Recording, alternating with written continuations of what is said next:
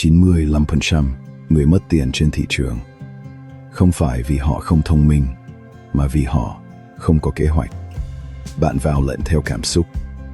Bạn nghe tin, bạn mua, bạn thấy giảm, bạn bán. Thị trường không thưởng cho người cảm tính, nó chỉ trả tiền cho người có kế hoạch. Không có chiến lược, bạn đang đánh bạc. Bạn có từng mua đỉnh, bán đáy, nhìn tài khoản bốc hơi? Nếu có, bạn không cô đơn.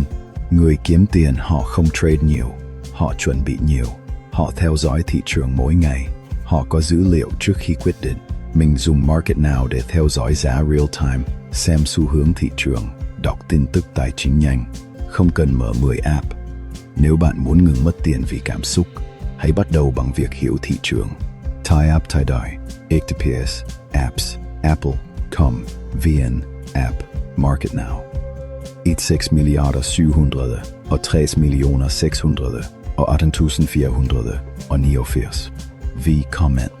Nếu bạn muốn mình chia sẻ cách lập kế hoạch đầu tư follow để không bỏ lỡ cơ hội kiếm tiền từ thị trường.